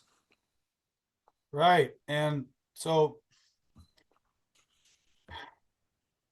in resiliency and preparedness, um, you also have to prepare for the formulation you just proposed to not work, right? Yeah, So you can. in history, sometimes the pen didn't quite stand up to the sword, Yeah. and things got out of control. Hutus, Tutsis, Mhm. American Civil War. And you're, in the most extreme version of being resilient and prepared. And given that our society is highly fractured politically right now, and there is, this crazy violence, the Charlie Kirk shooting, people are really incensed about immigration policy. and the unavailability of jobs for Americans and Canadians. I write about trucking. Everyone's been on the roads and seen the chaos that's been Yeah. caused by like just the failure of states to properly train and vet people before giving them licenses. We just have all these problems, and I'm willing to admit this. It makes people insane sometimes, Yeah. and you know what if what if the pen doesn't work out, diplomacy doesn't work out, and we see things expand beyond a silly Antifa protest or something like this. More generically, if you're asking me, should the average person prepare for civil strife in which they have to use lethal force to defend themselves? Yes, that's a possibility. There are they call them brandishings. The FBI used to release results, maybe they still do, about brandishing. Basically, if I showed a gun and that prevented a crime, it's called a brandishing. And it usually prevented the crime. Or there's examples of home invasions. Someone invades my home and I shoot and kill them, shoot and wound them, etc. So should we have to have violence somewhere in our calculus? Yes, we should at the individual level. Am I saying that Americans, Canadians, um, you pick a country, Venezuelans, whatever, need to start getting ready to like militia up right now and uprise against the government? Once again, I'll just say this. Some things are worth fighting for, some things are worth dying for. But if you're going to go down that road, you have better make sure that you have fully extinguished all other options. I'm not, once again, not calling for violence in any way, shape, or form. I don't think it's right. It is a historical example. There were many examples. You take Lenin. Lenin killed 25 million people in the gulags, plus Stalin another whatever million he did. Governments can be very tyrannical. North Korea, perfect example right now, the Uyghurs in China, etc. But if you're going to go down that road, you better be very, very certain that what you are doing is not just an emotional reaction, not a tribal reaction, but is a defense of your natural God-given rights in a way that no other solution can solve. Right. So you just listed some people who would be a good segue. You mentioned that you wanted to criticize Marxism as a sort of ideology that might cause trouble and cause peril. So, like Mark Twain said, history doesn't repeat, it rhymes. So let's just take modern events and like this appeal of Marxism. So let's take a step back and let's just kind of define our terms here. So Karl Marx is I think he's born in 1818, something along those lines. He meets up with this guy named Engels, I believe was from Britain, and Karl Marx and Engels, they come up with this theory that is called Marxism. Karl Marx was the originator of it, but Engels kind of helped him develop his ideas. And he writes this Communist Manifesto. Okay. So what are kind of the core tenets of Marxism? Well, Marxism basically says that we are going to prioritize the collective over the individual. We're going to solve this by seizing the means of production, because he looked at Adam Smith's theory of moral sentiments and wealth of nations, and he really criticized what he saw as capitalism. And so here's where Marx gets it half right and half wrong. So what Marx saw was he saw that capitalists they were making mammon God. They were making money God. If it increased productivity, if it increased the bottom line, that was the sole and highest good of all things. And what the capitalists of the time did is they stripped away anything that had to do with morality. So it was no longer capitalism in a good way, in a God-centric way of like, we're going to have morality, we're going to have good things, because God in the Garden of Eden and at the very beginning of the book of Genesis, he establishes work as a good thing. What the capitalists did is they said, we're going to divorce what God has given us for our natural rights, and we're just going to exploit the stuffing out of the worker. So Marx saw that portion and said, this is actually a rejection of God. This is a rejection of Christianity. This is the rejection of the imago Dei, the moral worth of an individual. And he didn't like the labor theory of value as Adam Smith portrayed it, because the worker was getting the shaft. Okay. That part of Marxism is actually a good criticism. It is right to say that it is wrong to dehumanize an individual and just make them a dollar sign and like get out of the individual. That's exploitative, and Marx is right in that. What Marx did not see is that the value of a man, again, comes from God. Marxism repudiated religion writ large. So Marxism has two children. Two children are socialism and communism. Socialism states from each according to his ability, to each according to his contribution. And it's basically seen as a way station to communism. Marx knew that you couldn't go straight from Marxism all the way to communism, usually in a single bound. And you could kind of play with it a little bit. You could kind of keep some of the trappings of moral capitalism, like you see in like the Nordic states right now. Very heavy taxation, but the state is still the state. The state's still all powerful. The state not only is the arbiter of truth, but it decides when that truth will be enforced and when it will not be in truth that will be enforced. And then it can change truth as well. So we see that as the state becoming God.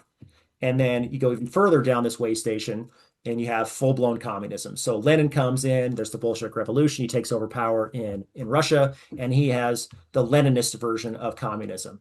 Communism basically states from each according to his ability, to each according to his needs. It's a classless and stateless society. There's common ownership. There's no private property. There's actually no families as well. There's no marriage. Women are shared. The children are the property of the state, etc. And so communism, there's a Lenin communism, there's a Stalin communism, there's a Mao communism, there's different flavors of communism, but they all kind of share that thing. You wrap all these things up. Fascism is related, but it's not a derivative of Marxism or socialism or communism. It's its own thing. It's a total state control. It's ultra nationalist. So anti-fascist, comes in. So we start throwing around all these terms that we don't understand. Okay, I've gone through all of that. But again, the half-truth of Marxism is the diminishing and the exploitating of the worker. Well, take it to modern day now. Modern day now, what do we see? We do see that once again, the almighty dollar is being chased. If you read Upton Sinclair's book, The Jungle, the same thing happened there in America, 100 plus years ago, of the exploitation of immigrants coming in and working in the meatpacking facilities of Chicago. So modern day millennials, modern day Generation Z, modern day Generation Alpha is being fed a half truth. They're being fed hey, the capitalists are just chasing after money for all things. The dollar sign is the almighty. And again, missing the other half of, and this is wrong, not because the capitalists are bad, just because capitalism is bad. They're wrong because it's denying people's imago Dei, the image of God upon people. It's denying them their natural rights. It's denying them the inherent worth of the individual. And so they're not getting the second half of that. So what they're getting is hey, I'm going to vote for this socialist. Hey, I'm going to vote for this communist. The state's going to come in. The state's going to make it right. The state is God. The state's going to solve my problems because the rent's too high. Whatever. I'm voiceless. I went to school for 6 years. I've got $100,000 in student debt, but this side is going to save it, and they're going to stick it to these rich capitalists that are screwing me over. And it's a Marxist argument that has a lot of resonance because it's half diagnosed the problem, and they say they're going to do something about it. That's what we're seeing right now in today's age. It's not just in America, it's not just in Canada, it's not just in other places, but that half truth is being sold without the other half, which is far more important, the connection back to God and what the true foundational issue is. Right, but you also see politicians who are speaking to this sort of drive, right? They Mhm. may not be, communist, communist, right? Like you got this Zoran Mamdani guy in New York, claims to be a democratic socialist. He's got this whole suite of ideas he wants to bring to the city of New York. Okay, I don't live in New York City, but things often spread out from there. And then, we have two different countries. I live in the United States now, but I'm from Mhm. Canada. Canada has this parliamentary system, which is still kind of tied to King Chuck III. And, there's uh, it doesn't work in the same way as the United States, right? The United Mhm. States has got more of even though the United States is primarily a constitutional republic, it Mhm. actually functions more democratically than Canada does, right? Like Yes. you go to the voting booth in the United States and you can vote for whoever you want, different Yep. parties, judges, local stuff. You got like this whole huge card. You go to a federal election in Canada, boom, you're a local member of parliament. That's it. They choose who the leader is, who's going to be the Mhm. PM. Mhm. Senate is appointed. Everything goes through the Senate, and then gets approved by the Privy Council, Governor General, King's representative in Canada. Yep. All these layers can quash stuff, and you have no democratic contestation about any of those layers, right? So it's not, it doesn't work like the U.S. But we get this guy Carney who gets airdropped in behind Trudeau, and now I want to take this discussion about communism you just brought up, and like it gets weird, right? It's Mhm. weird in 2025 because you have the claims of like the democratic socialists who are going to try and like nibble around the edges of it and make it better and try and do more things for more groups of people. But then you sort of have the corporatist stuff, right? And the Mhm. globalist stuff. This term globalism gets thrown around. Some people think it's like a secret slur against Jews or whatever. That's all nonsense. It's about the fact that like local control and subsidiarity and sovereignty are sort of being usurped by these worldwide forces, right? And you see this a lot with this guy Carney and the actions of the Liberal Party of Canada over many years now, and their sort of death drive to ignore what people in Canada want and to impose things. And it gets confused with communists. People call Carney a communist or Justin Trudeau's a communist. They're not really communists, but they're not really very democratic either. And they're not really capitalists. They're sort of corporatists. Like all of this stuff gets sort of muddy. But then what these guys do is they make sort of peons, and they use various groups of people who might be perceived to be Marxists, right? Like the sort of identity politics groups, right? And this is where like Marxism sort of like goes into the Frankfurt School guys and their take on Marxism as it sort of like pertains to like people's social things rather than them as economic actors. And all of this stuff gets messy, right? Mhm. So where do you come in with all of this messiness and like the sort of like I find myself, because I'm sort of a pro worker guy, like I get accused of being a right winger all the time because I'm concerned about workers here and not the rest of the world and whatever. But like, you know, Marx was right. Like, you know, you have to have the imago Dei, you have to respect people, you have to pay them well, treat them with dignity. And then that stuff, not only does it get sort of like thrown out by, you know, the OG sort of version of capitalists, but it also happens at the hands of these guys who are sort of like quasi communistic in themselves. They're sort of acting on behalf of globalism, which then uses concerns from people who you might think of as Marxists to like get their votes and get buy-in from people that like you know wouldn't necessarily go together. Well, a lot to unpack there. So let me just kind of, give various thoughts and, just kind of spitball some of this stuff. Communism, fascism, Marxism, Leninism, Stalinism, fascism, whatever. You boil these things down. You could boil it down one level deeper and you just call it statism. And then you say, okay, well, what is statism? You boil that down even further. And it's, once again, where do rights come from? Who is the arbiter of truth? Who is important? Is it the collective? Is it the individual? Is it the party? Whatever. In statism, you boil it down, the state is supreme. The state gives you your rights. The state takes them away. The state tells you what is truth. The state tells you what is lies. So the state in this broad sense is ever changing based upon who the leadership is, but they are the arbiters of truth. And so if you're team state, then you are for the things that empower the state. If you're against the state, you need to be quashed, you need to be crushed because you are a belligerent, you are an agitator, etc. You need to be quashed because you are not towing the party line. And again, when it comes to tribalism, a lot of folks just want status quo. They want stasis. They want control. They want things that just remain the way they are and to benefit them. Okay, understandable. When I say understandable, I don't mean understandable as in I agree with it. I say understandable as in I understand where that comes from. Okay.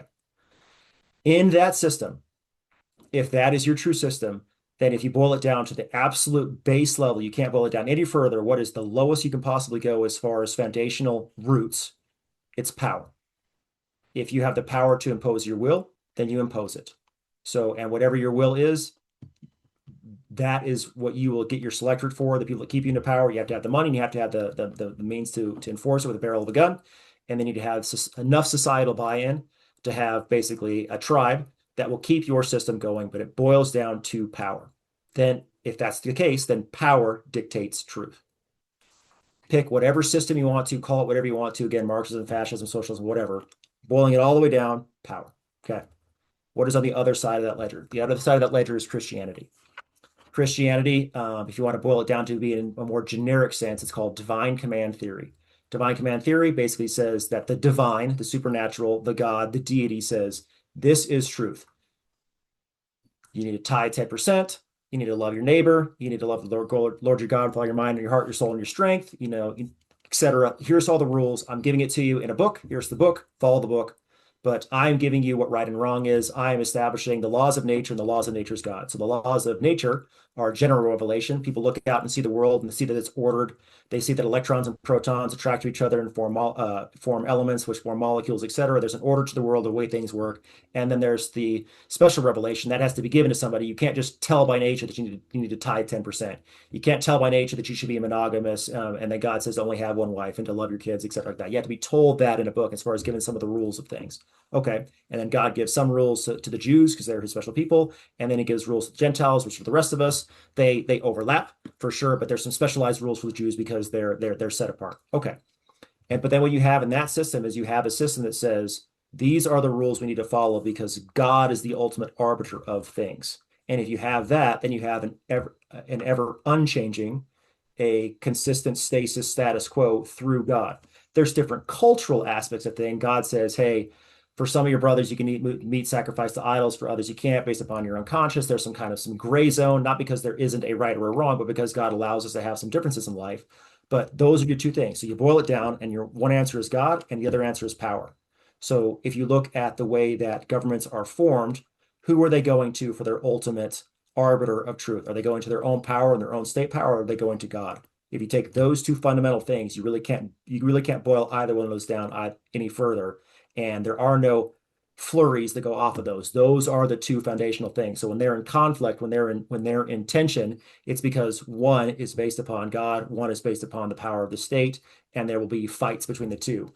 The brilliance of the founding fathers of America is that they saw this tension, and so they tried to restrain it. They wanted to have the church and the state, and I want to be very careful here on this one. They wanted to have the church and the state not separated as far as don't touch the other, but they wanted to have them in their own spheres. They wanted the church to be the people. They wanted the people to be moral and religious. This is Jerusalem in this analogy of the marriage of Athens to Jerusalem. So that's the Jerusalem portion. The people would be moral people. The people would be Christian. But the apparatus of the state would be Greek. So the marriage of Athens and Jerusalem, the Athens of the state would be the structure of things. So our Constitution is the Athens. The Declaration of Independence is the Jerusalem. We married those two together. The apple, it's called the apple of gold, the Declaration of Independence on a tray of silver, the Constitution.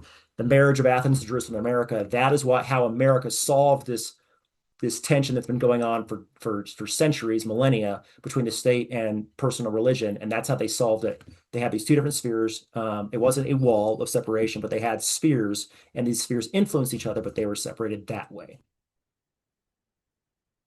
Right.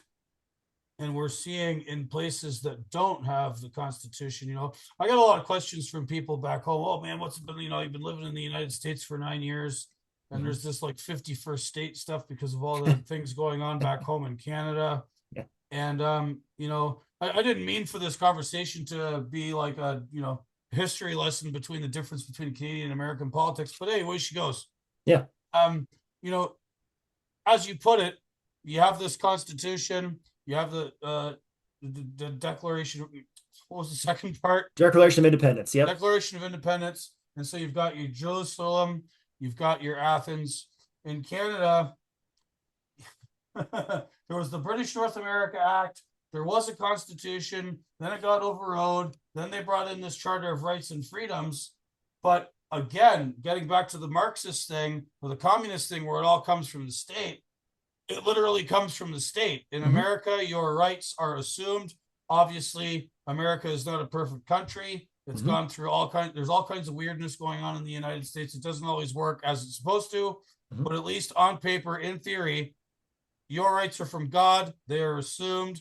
The Constitution is supposed to restrain the government and tell it what it can do. You, citizen, as long as, you're doing the moral, upstanding, right thing, go hard, go live, enjoy your liberty.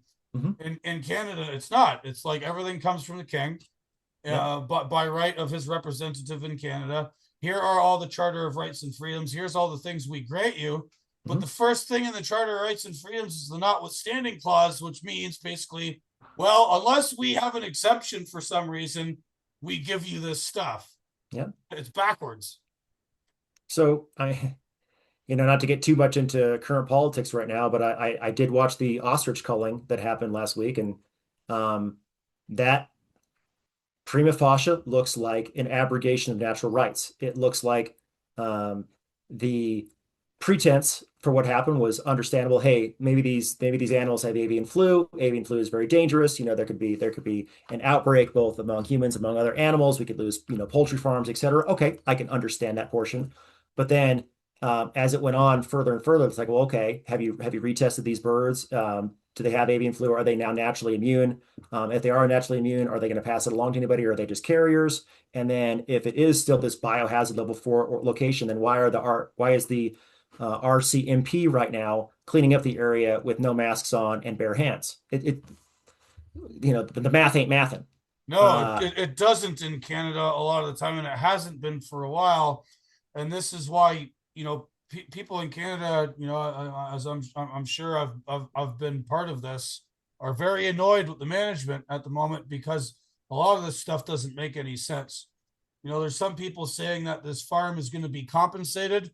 The lady that owns the farm disputes that's in question.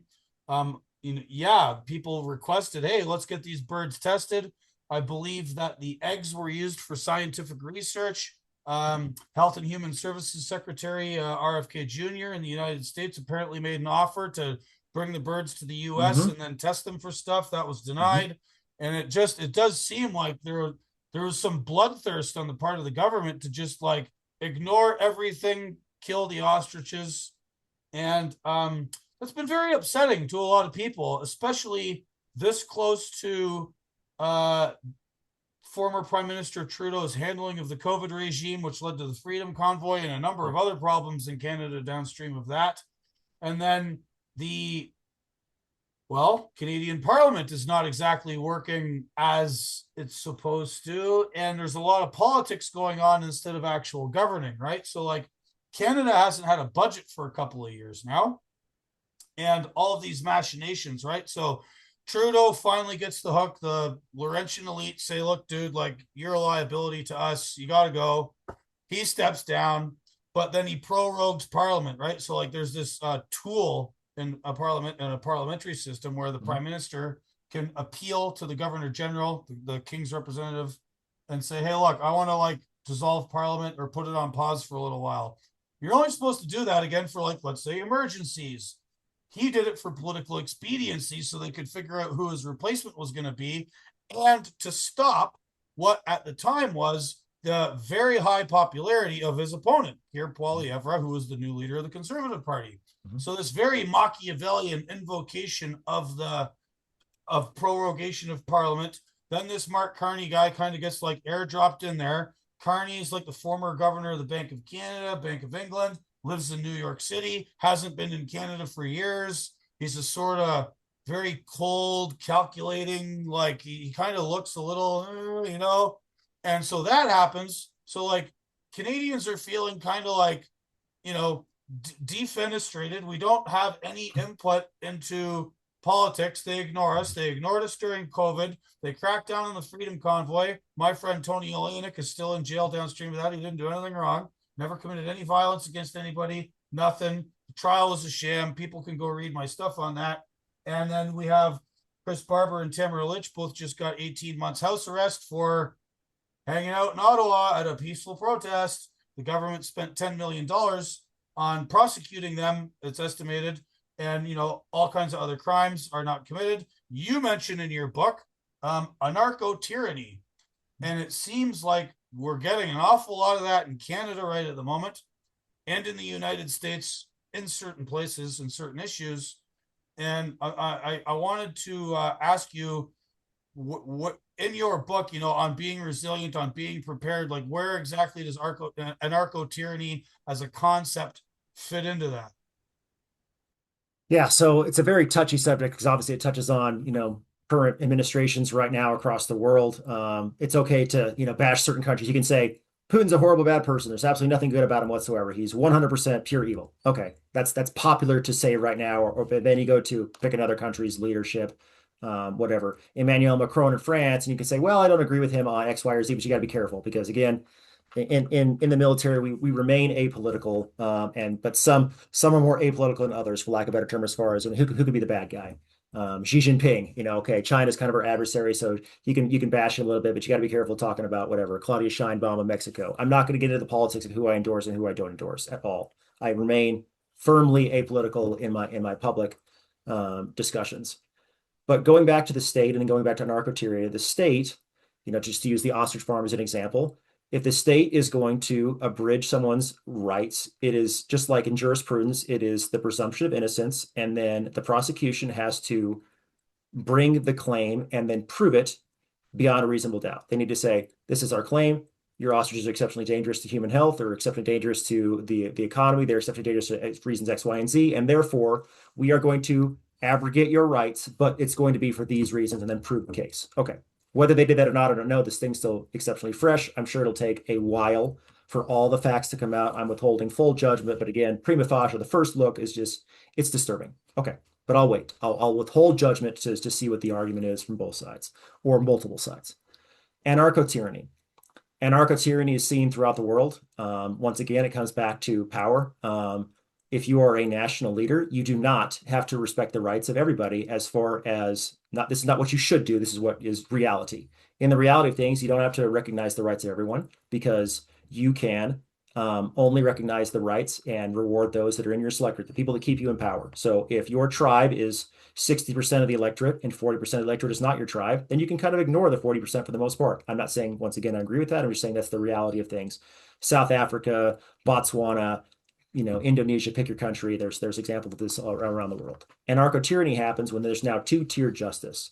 There's rule A for my team and rule B for my opponents. So the famous way of saying this is that I believe it's a Roman quote, for my friends, anything, for my enemies, the law.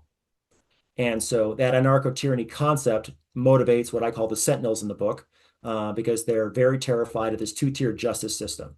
So what is the antidote to that? Okay, once again, I'm not saying the antidote is everyone needs to go and like Paul Revere, get the Minutemen together and rise up and have Lexington and Concord. No, the better way of doing things, and this is something that I have as a criticism for those who are against their governments, is what they don't do is they don't legally and politically organize.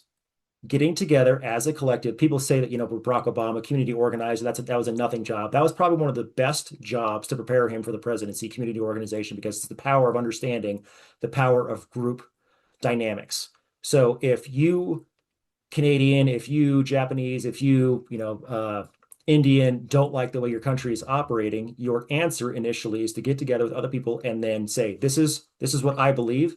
I want to get together with people that believe the same way I do. I want to convince others of the way we believe. And now we need to politically mobilize and then act as a mobilized political force to make change within our organizations. You start local. So in America, people might be bad at what's being read in their local schools. Okay, well, voting for president is going to have a minor effect on that, but running for your local school board is going to be far more powerful. If you don't like it that your speed limit is 55 miles an hour down Main Street, okay, you go to your chamber of Congress, or you go to your city council, or you go to whoever's responsible for making that speed limit. Usually it's a civil engineer that works for the city manager. Hey, we want to lower the speed from 55 down to 30 or whatever it is, but go fight local first and then expand from there. The power of localism over time will make national change. But the problem is always getting people to agree. The left is very, if you look at there's a nice diagram. It shows the left, and they're very centrist as far as what they believe is a nice tight circle. So that means they can mobilize very well, but they're very prone to groupthink. That's the negative. On the right, what we see, and this is writ large, the right is very open, like an open hand, and it's very open as to far as what they believe in, what they accept, what they allow. But the problem with that is that they can't coalesce and actually make change. They just kind of want to be left alone and do to their own devices. So you have the tight groupthink, good and bad. You have the open, non-organized, good and bad, and that's the tension in between things, which is why you have what you see in numerous organizations throughout the world. Again, cultural differences, political differences, structural differences, etc. But that's kind of overlying what we're seeing around the world. Right. No, no, yeah. I really liked your sort of categorization of sentinels. For the benefit of my listeners, could you go over all the categories of preppers and what led you to give them those labels? Sure. So I went around the world. I wanted to make sure that I didn't have just like, this is the American only example. I'm like, what can I find in other countries? What can I find in Uganda? What could I find in Italy? What could I find in Russia, et cetera? So I went around the world and found 5 different types. So very briefly, and there's cultural differences. These are heuristics. You can usually start out as one and then you branch into the others. So you're not like one for life. But the first one is very easy to understand. Those are the homesteaders. Those are the individuals that their motivation is health. They look at food insecurity for their family. They want to be able to feed their family. They look at pestilence or GMOs. They look at contamination, disease, things like that. They want to be able to have their little place, the little piece of pie, the little heaven on earth, and not be autarkic and not be completely self-sufficient, but more self-sufficient. Chickens, orchards, sheep, goats, whatever they can have, or just a community garden they can go to and supplement their vegetable growth so they don't have to go to Walmart or Costco on a regular basis. Okay, those are the homesteaders. So they do that by they pair their fear with their response. Their fear is like I said, that the food and the contamination with the response of growing stuff or raising stuff, cattle, whatever. The next one are the sentinels. The sentinels are motivated by governments, basically. Well, too much government and too little government. So too much government is the governments of oppression. So just think North Korea, and it's the governments that aren't there at all. And it's kind of like you're living in a narco state, basically. The government can't protect you at all. You're afraid of the drug dealer down the street or the drug gang down the street, whatever it is. And so you have to protect yourself. So not enough government. And then anarcho-tyranny is there as well. It's the combination of the two. Anarcho-tyranny is simply that the state chooses not to protect you, but does not allow you to protect yourself. Okay, that's the Sentinels. So they solve that with basically guns and martial violence, or at least the threat of violence to protect themselves. Third group is my favorite. Those are the interdependent. These are kind of like your friendly neighborhood Spider-Man. They're there when you need them. They're the neighbor you want to have. They're usually very generalized in their resilience. They're not preparing for one specific thing. They're just kind of preparing for skills that will be very beneficial in all things. So, for example, first aid or even beyond first aid, maybe they're an EMT, maybe they're a volunteer firefighter, but they're very community oriented, and they're the ones that are closer to that community organization that I was talking about earlier. They're definitely seen as the least crazy of all five because they're just trying to help out. And they're just usually really pretty nice people, and they're very open about their preps as well. Hey, I've got some silver and gold. Hey, I've got guns. Hey, I've got medical skills. Hey, I've got, I know how to do sourdough or make soap or whatever. And I want to share that with you to increase your resiliency as well. Group four are the Noahs. The Noahs are the individuals that are prepared for the big one, whatever the big one is: economic collapse, nuclear war, grid failure, things along those lines. So something massive happening. They're usually also the ones that journalists like to talk to, like just like the Sentinels, because the Sentinels are very out there with their guns. The Noahs have the bunkers. Usually, the Noah folks are upper class or even highly upper class, very rich individuals because they can afford these bunkers or they can afford the ability to escape. They've got a private jet. They hop on their jet. They fly to South America to their villa in South America. They ride out whatever the bad thing is, and then they come back. They're laptop class. Wall Street tycoons, like those kinds of things, Silicon Valley experts. Peter Thiel is a perfect example. He's got a place in New Zealand. Then the final group is the faithful. That's how I started out my journey. I started out my journey as a sinner in the hands of an angry God. Again, an evangelical upbringing, definitely fear of the end of days. So again, the faithful, the Noahs are focused on saving their skins. The faithful are concerned about saving their souls. So they prepare for the loss of things, the end of days, the Antichrist, their eventual death, no matter what, be it normal times or be it pandemic or be it apocalypse, but they are living in the hopes of an eternal paradise with God at the end. So those are kind of the five groups writ large. I see them across the world. There's flavorings of them in Taiwan. There's flavorings of them in Australia. There's flavorings of them in Africa. But the overall five heuristics are present throughout the world. Right. So on those five categories, you are going to be coming to me. You're coming to Ithaca I in am. a couple of weeks, and I distributed flyers for your book at a local resiliency fair, and as you know, Ithaca sort of heavily influenced by Cornell University and Ithaca College, long known as a sort of haven for like back to the lander types, people that are into organic farming. So there's a sort of confluence. I think of two of those five categories are represented here. I think the homesteaders and the interdependents Yep. of the five types. Those two are going to be the people you'll be speaking to here. Absolutely. Yeah. So I mean, for both of those farmers markets, just think farmers markets. You can talk resiliency at farmers markets. And again, while Christianity is central to what I believe, I can talk to individuals that have a different faith or no faith at all and talk just about, again, generalized resiliency. Again, the book's not called Prepared Citizens, it's called Resilient Citizens because there are different pathways in which an individual can become more resilient within their life and within their community. Right. So on your book, when does it go live? Where can people get it? How can they order it? Yep. So the book is live right now. You can get it wherever books are sold. So you can go to Amazon, you go to Barnes and Nobles, Books a Million. If you just go to my website, resilientcitizens.com, you can go to order the book and it'll show you all the different places it can be found. The most important thing for me is twofold. One, I love feedback. You can send me feedback. I got a Substack link there as well. I don't post as much. I'm also Prep for Disasters on Twitter. And then the second thing you can do to help me out the most is just leave a review. So if you buy it from Barnes and Nobles or Amazon, please leave a review. I take those reviews to heart. I love talking to individuals and hearing their stories and answering questions. But thank you very much for having me on the show, Gordon. No, man, no, sir. I really appreciate it greatly. I can't wait to see you. I don't have too many local listeners, but once we get a date dialed in, I'll put that out on my Substack and Twitter. And I can't wait to see you, sir. Thank you so much for joining me. I think this conversation's been awesome. And way the road. Appreciate the time. Thanks so much.